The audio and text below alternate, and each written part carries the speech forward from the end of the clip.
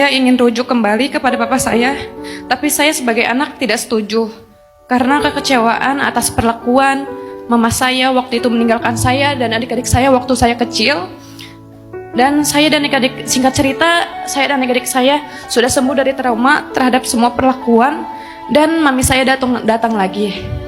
Yang saya mau pertanyakan, apa hukumnya seorang anak tidak merestui orang tua rujuk kembali? Terima kasih Ustadz. Islam itu selalu punya dawabit. Dawabit itu alasan-alasan yang detail. Jadi saya nggak bisa menyampaikan pandangan secara general. Apa hukumnya anak tidak setuju orang tua untuk rujuk? Itu general. Alasannya kenapa dulu? Saya backgroundnya di luar dari keluarga broken home.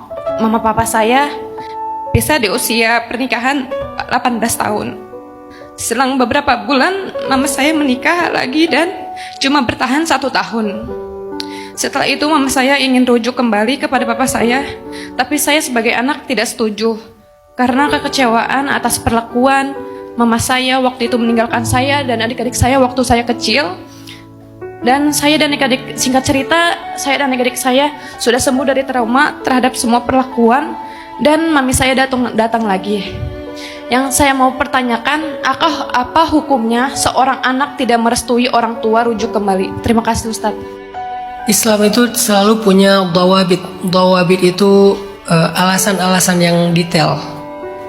Jadi saya nggak bisa menyampaikan pandangan secara general. Apa hukumnya anak tidak setuju orang tua untuk rujuk? Itu general. Alasannya kenapa dulu? Dan itu sangat spesifik. Kalau alasannya ternyata misalnya salah satunya memang masih manipulatif, masih problematik misalnya. Jadi judulnya bukan nggak setuju rujuk, tapi nggak setuju saat ini karena belum siap. Karena kalau dipaksakan justru akan kembali mengorbankan anaknya yang masih kecil atau mungkin saling menyakiti suami istri. Jadi harus sangat spesifik alasannya apa. Tapi kalau misalnya alasan itu nggak ada ilah, nggak ada dawabitnya, ya nggak bisa kita menyimpulkan bahwa nggak setuju.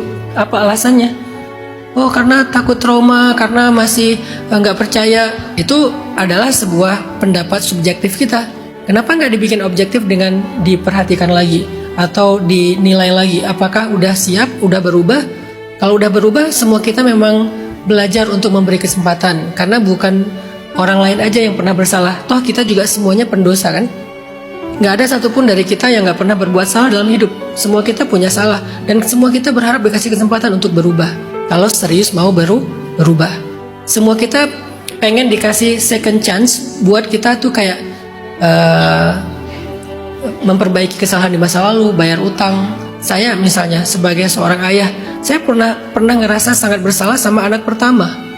Kenapa? Karena biasalah anak pertama itu kan masa perjuangan ya, dimana masih merintis usaha, bisnis segala macam. Jadi kayak sedikit waktu buat dia. Saya jarang nganterin dia sekolah. Bahkan ketika dia perform di sekolah saya jarang nonton karena masih sering keluar gitu. Sedangkan anak kedua, ketiga dan seterusnya justru anak-anak yang paling bungsu sekarang itu paling total gitu dapat perhatian dari saya karena mungkin udah lebih stabil.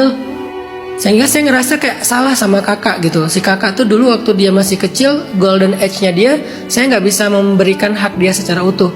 Nah itulah kesalahan saya dan penyesalan saya. Lalu saya harus membayar itu dengan anggap itu sebagai hutang pengasuhan yang saya bayar, walaupun bayarnya udah telat pas dia remaja. Ya udah saya jadi support system terbaik dia semampu saya, sampai saya bisa yakin kalau saya udah membalas atau membayar kesalahan saya di masa lalu. Semua kita pengen dikasih kesempatan itu. Gak ada dari kita yang ketika bersalah itu kemudian mengklaim bahwa saya nggak bisa berubah. Semua kita berharap saya pengen berubah. Maka kasihlah kesempatan juga untuk orang lain berubah kalau memang dia udah siap. Makanya sangat kondisional dan sangat spesifik nih. Ibu masih kondisinya berat atau kondisinya masih nggak berubah dari dulu. Ya udah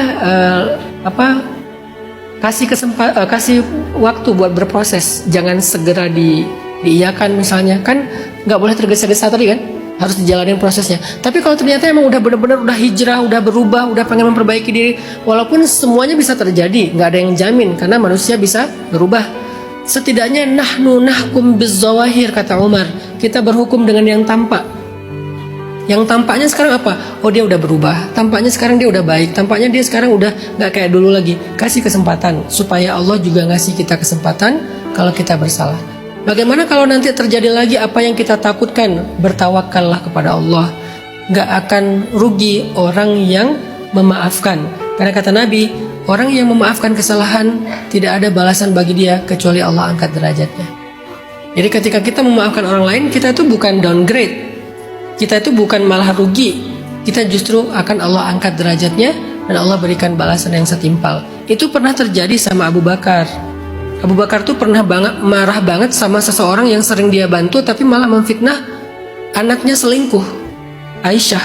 Aisyah tuh dituduh selingkuh sama orang yang sering dibantu sama Abu Bakar. Sehingga Abu Bakar bersumpah, aku gak akan bantu dia lagi, kata Abu Bakar. Terus Allah turunkan ayat, walyafu walyasfahu ala tuhibbuna ayyaghfirallahu lakum. Maafkanlah, berlapang dadalah. Kamu gak mau Allah memaafkan kamu juga? Akhirnya Abu Bakar menjawab, ala bala ya Rob, tentu ya Allah, tentu ya Allah. Akhirnya Abu Bakar pulang ke rumah, ngambil segala macam kebaikan di rumahnya, dia bawa ke orang tersebut. Dia bilang, mulai sekarang kalau kamu butuh apa-apa bilang ke saya. Ini kelapangan hati Abu Bakar. Walaupun marahnya marah banget sih, kecewanya kecewa banget, tapi karena Allah menawarkan ampunan, dan bagi Abu Bakar ampunan Allah itu lebih berharga daripada ego saya, akhirnya Abu Bakar bisa memaafkan. Sekarang pertanyaannya, seberapa berharga ampunan Allah, anugerah Allah, diangkat derajatnya di sisi Allah bagi kita? Dan itu jadi motivasi kita. Itu yang saya sebut tadi, Allah lebih besar di hati kita daripada manusia. Memang masalah kita saat ini tuh memang kecil banget sih Allah di hati kita. Jadi pertimbangannya tuh susah. Susah kita melakukan sesuatu karena pertimbangan Allah tuh susah. Biasanya pertimbangannya diri sendiri dan orang terdekat kita. Atau malah harta gitu, materi, itu pertimbangan. Harusnya Allah itu pertimbangan utama kita sebelum yang lain-lain. Tapi karena porsi Allahnya kecil di hati kita, gak masuk dalam hitungan. Sedangkan orang-orang beriman, porsi Allah itu gede banget di hati mereka. Kalau Allah bilang, maafkanlah biar aku maafin. Oh gitu ya, ya udah nggak apa-apa. Karena memaafkan itu kecil dibandingkan dimaafkan Allah, itu jauh lebih besar. Karena porsi Allahnya gede. Dan ini bukan ego dan kemarahan aja, tapi sebuah kehati-hatian dan ketakutan. Tapi cobalah untuk melihat dari sudut pandang bukan hanya rasa kekhawatiran kita, tapi dari sudut pandang kebaikan-kebaikan yang Allah janjikan. Siapa tahu itu bisa jadi jalan keluar.